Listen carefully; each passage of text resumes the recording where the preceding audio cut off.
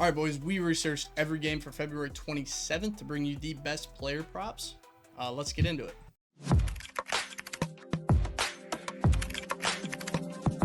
It's bad. So first game we got Warriors at Magic. Warriors are sitting at 31-27 against the spread. Magics are sitting at 29-31. Total sitting low at 211. Warriors are favored by 5.5 points. The Warriors are 29-29 split for over under, whereas the Magics are 22-38 to the under. Warriors are 4th in power rankings. Magics are sitting a little high at 20. Looking at the Magics, pace of play, 2nd slowest in the league. Their offensive efficiency is 3rd worst in the league. However, their defensive efficiency is 2nd best in the league, so defense is their strong suit. That's no surprise to most people watching this. Looking down here to the Warriors offense versus the Magic's defense. So the Warriors offense, 3rd best in rebounds, 5th best in assists, and 4th best in 3 points made. However, the Magic's defense, top tier, 1st in total points allowed, 2nd in rebounds allowed, 2nd in assists allowed, and 1st 3-pointers. Now things take a turn for the worse when you look at the Magic's offense versus the Warriors defense. So the Magic's offense is worst in the league for points scored, 3rd worst in the league for offensive rebounds, 3rd worst for assists, last in the league for 3-pointers made. So Magic's offense is not producing, and you can kind of, from the offensive efficiency up here being 3rd worst. Over here to projected starting lineups and defense versus position. So first we're going to start with some injuries, some people to watch. Cole Anthony and Jalen Suggs are both questionable for this game. If Cole Anthony does not play, or Suggs, expect Orlando to rely heavily on Anthony Black. Now, defense versus positions. The Warriors allow the 3rd most assists to centers or Carter. This is the lines you want to look out for tomorrow. So take a screenshot, do what you need to do. We're going to highlight a few of the major ones here. So Orlando allows the least threes to point guards or Curry. And everyone likes to bet Curry's 3. Keep an eye on his under. If there's some value there, definitely take that. They allow the least points to Podziemski, as well as the least threes to shooting guards or Podziemski, and the least assists to centers, who in this case is going to be Green. Keep an eye on these people's lines tomorrow morning when they come out. Let's get on to the next game. We're looking at Nuggets at Bucks. Nuggets are sitting 30-27 against the spread. Bucks are 26-31. Total sitting really high at 242. Nuggets are favored by 3.5 points. Nuggets are 34-23 to the over, whereas the Bucks are 28-30 to the under. Nuggets are 7th in power rankings.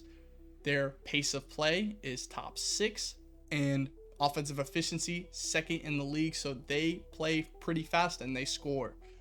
The Nuggets offense, they are 3rd in total points scored, 4th in rebounds, 1st in assists, but they do not shoot a whole lot of 3-pointers, last in the league, and they do not make a lot of them.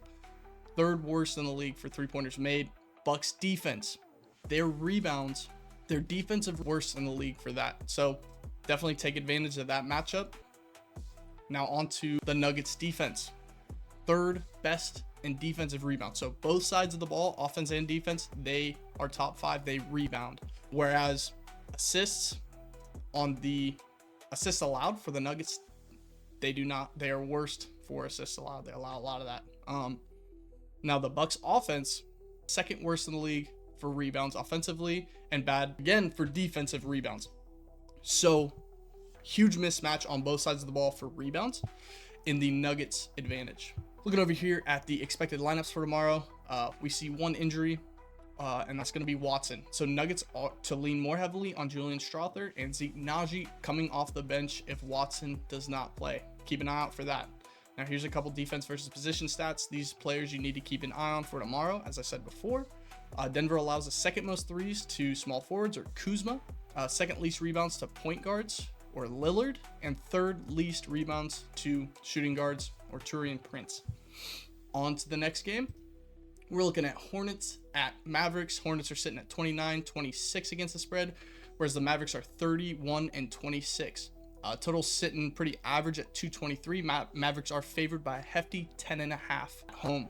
Hornets are 23-34 to the under. Mavericks are 30-29 to the over. Hornets are 2nd worst in the power rankings, and their offensive efficiency 2nd worst as well. They do not do a whole lot on the offensive side in regards to scoring.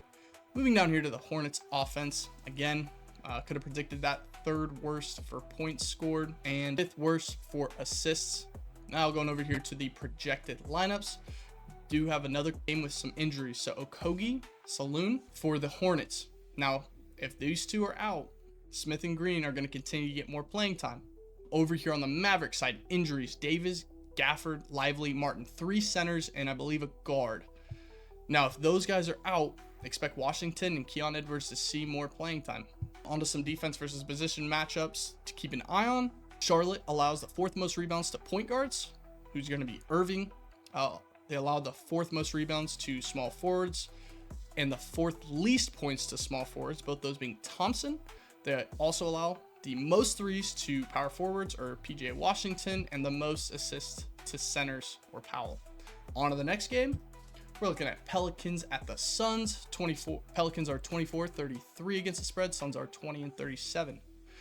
Total sitting pretty high at 236. Suns are favored at home by 7.5. Pelicans are 32-25 to the over. Suns are dead even, 29-29. Looking over here at power rankings, Pelicans and Suns are both bottom 4 in the power rankings. Pelicans offensive efficiency bottom 5. They do not produce very well, and they don't produce well on the defensive side either, with their defensive efficiency, both Pelicans and Suns being bottom 4 in the entire league in defense. So that is probably why the total is sitting there at 236. Moving down here to the Pelicans defense, it is actually worse than the Suns defense. We're sitting at the 5th most points allowed, the 3rd least defensive rebounds, 5th least defensive assists, and 3rd least 3 points made. So they are bad in all of those categories. Over here to the starting lineup, we have one injury, Olynyk for the Pelicans. Robinson Earl and Karl Matkovic could see an extended run in his absence. Check the starting lineups closer to the game time or tomorrow, see if there's any updated news, any developments in that aspect.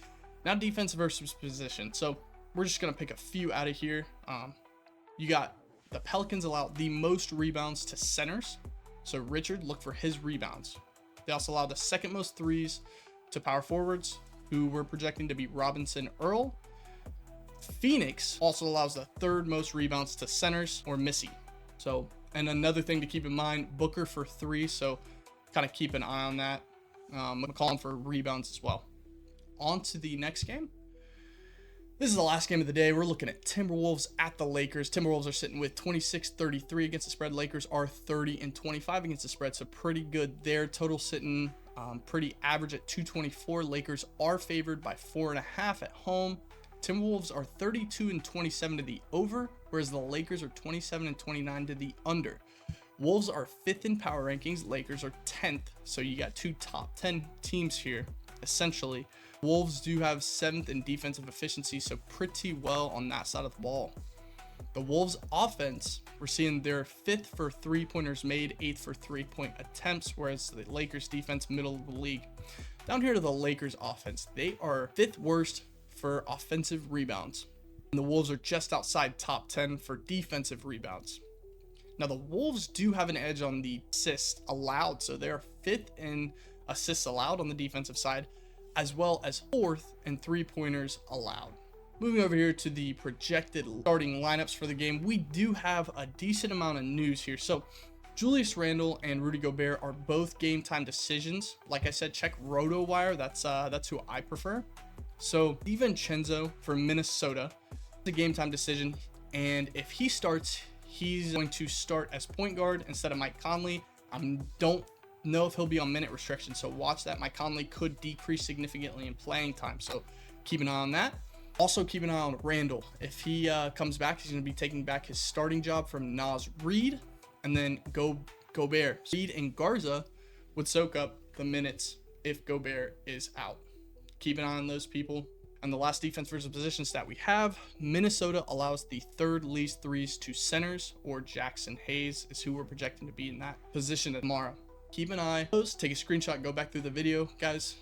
Give the video a like, subscribe to this channel every Friday, Saturday, Sunday morning, and we go through all the games like this, except it's more relaxed. You can come chill with us, ask questions, pick my brain on some stuff. Join our X, follow us on that. at Heisenbet777 pretty much everywhere. Yep. Hope you guys enjoyed. Peace.